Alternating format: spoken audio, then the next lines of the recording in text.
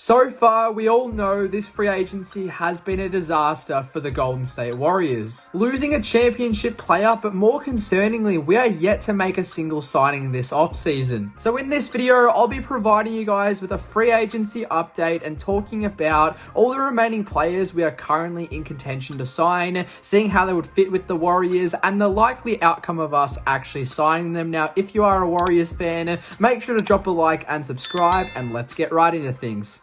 Firstly, let's talk about some of our own guys that we are yet to currently re-sign. The first one we have is Gary Payton II. Now, so far this free agency, we are really yet to hear any talk around GP2. No clear signs whether he is currently staying or leaving the Warriors. A few weeks ago, we did hear that he was potentially going to leave the Warriors in free agency for the second time, but it seems like those talks have started to quiet down. With us already losing Kevon Looney, I think it is likely that we will have the money to re-sign GP2. Now, the second and last big name Warrior that is currently yet to re-sign is Jonathan Kaminga. Now, Jonathan Kaminga is the biggest question mark for the Warriors this offseason. What the bloody hell is going to happen with JK? It feels like he is going to have a domino effect on our whole offseason, and the first domino is yet to fall. So it just feels like a waiting game on everything. There were some small talks of the Warriors bringing him back, but now it seems like those have gone away and he is likely to leave the Warriors at this stage. It's just about finding where we can actually send him to make sure all the money works, and also who is offering the best deal, because so far all the sign and trade offers we've had have been nothing short of a joke.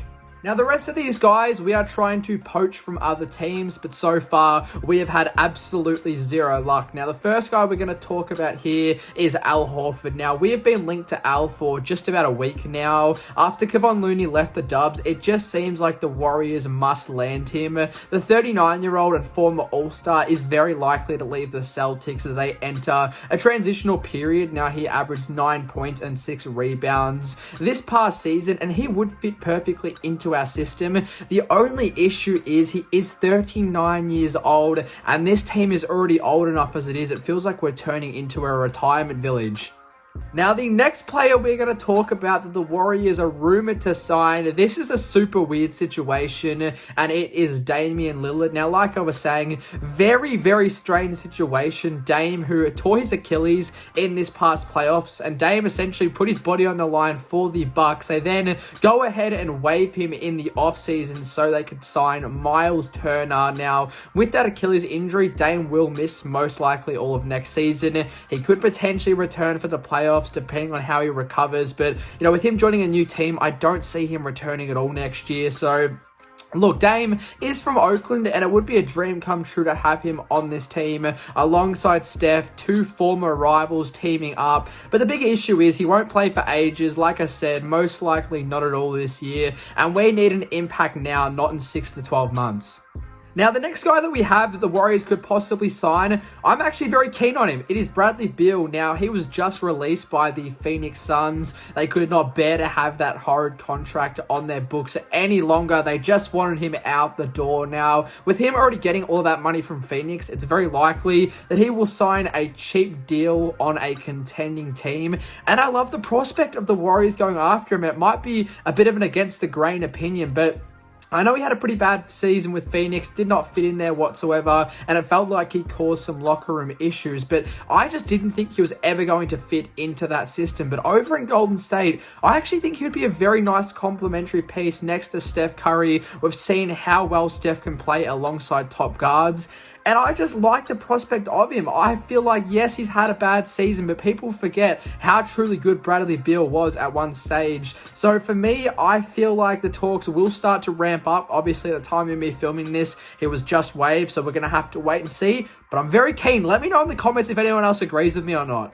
Alright, up next we have DeAnthony Melton. The former Warrior could potentially return to the Dubs if we aren't able to land any bigger name guards. Now, also as well, we could try and sign him if we lose GP2. Coming off that ACL, we would be able to land him on a very cheap and short-term deal, and he'd be a very nice piece off the bench once again, and we saw how well he fit into this Warriors team in his short stint with us this past season.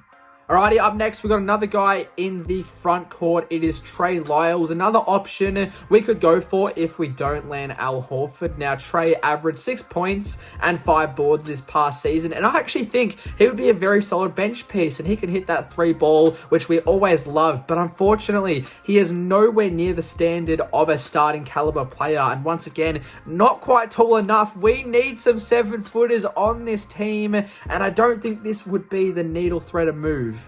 And the last guy we are going to talk about is Chris Boucher. Now, the former Warrior all the way back in the 2017 season, we could potentially see a return almost a decade later. Now, this is kind of like the last free agent we have been rumored to at the moment. Chris is kind of like a last resort signing. I really would be concerned if this is the only signing we made. He is still a very solid player, putting up 10 points and 5 boards this past season. But once again, at 6'9", he is really not what we need at the moment in the front court.